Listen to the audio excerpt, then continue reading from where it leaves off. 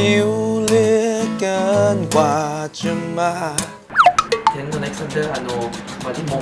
เมดซาร่าออกมาไม่ไหวแนวรุ่มพอได้ยังไปอ่ะหิวข้าวอีกเที่ยงแล้วเนี่ยเห็นปะออกข้างนอกปะไม่ออกทำไมคือหิวข้าวแต่อากาศข้างนอกมันร้อนกูไม่อยากไปงั้นก็มีทางเดียวคือต้องสั่งมากินถ้าสั่งมากินก็ดีเลยกูมีเมนูในหัวใจฉันจะมีแต่เธอในใจนี่แชร์ไว้ในเพจด้วยฝากเพจด้วยจินจุ้งแก๊งอะไรวะเมนูอะไรวะนี่น่ากินโคตรมึงดูหอยเหรอหอยเชลล์ปูมึงดูน่ากินโคตรจัดซะหน่อยไหมนี่ก็เข้ารายการใหม่ได้เลยเนี่ยเป็นช่วงดีกว่าชื่อช่วงว่าขี้เกียจตัวเป็นหมูไหมเพราะเราไม่ได้ออกไปไหนด้วยเราก็มานั่งกินนอนกินอยู่บ้านแต่แม่กูเคยสอนเด็กๆนะเขาบอกว่าถ้าใครนอนกินหรือจะเป็นจระเข้ชาติหน้ามาเดี๋ยวสั่งให้ดูเลยนี่วิธีการสั่งก็ไม่ยากครับเขามีไลน์แมนมี Get Food มีอะไรเดี๋ยวเราเข้าไปที่ไลน์แมนนี่เฮียให้เอกมัยกดเข้าไปนะครับแล้วก็ไม่ยากมีข้าวผัดปูมีข้าวไข่ข้นเฮ้ย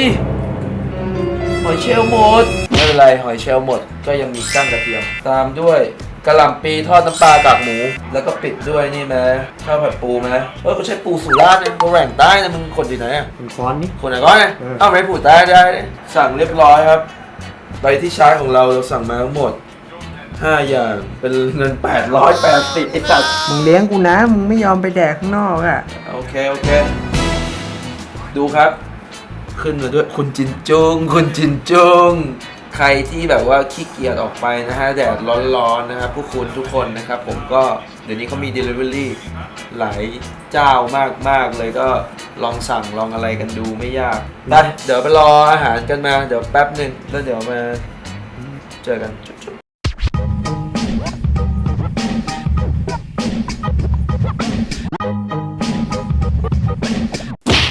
หิวเหลือเกินกว่าจะมา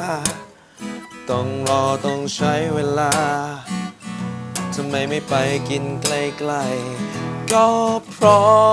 ประเทศไทยนั้นร้อนกว่าประเทศไหนต้องทำยังไงก็คงต้องสั่งมากินรอนานมากประมาณเกือบชั่วโมงกับของที่สั่งไปมานี่ข้าวผัดปูข้าวเรียกพูดไปไหนวะข้าวผัดปูกันเชียงสุดๆฟรีสไตล์มาหมดดูคุณนี่กั้งกระเทียมเสียดายหอยเชลล์หมดนะกูอยากกินหอยเชลล์มากเลยเนี่ยที่สั่งร้านเนี้ยคืออยากกินหอยเชลล์คือในภาพเจอภาพขึ้นติ๊กหอยเชลล์แบบดูดิโคตรเยอะคุณนะครับที่กด Subscribe ยังกด Subscribe ยังกดก่อนได้มากดก่อนติ้งกด Subscribe ก่อนเดี๋ยวเทกับหมู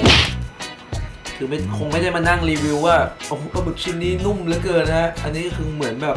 คุณกินข้าวกับผมแก้เหงาน่าจะลองชิมอันนี้ของโปรดผมกะหล่ำผัดน้ำปลาพูดสั้นๆเลยว่ามันยกล่องฟักทองแตงไทยดีนะอร่อยดีแล้วเป็นการทำงานช่วงนี้เครียดนะไม่ค่อยเครียดทำไมมันชอบพาไปแล้ว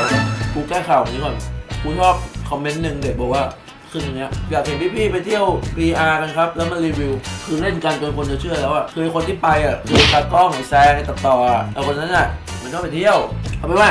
คลิปนี้แค่นี้แหละให้ดูว่าอาหารหรือว่าเป็นช่ว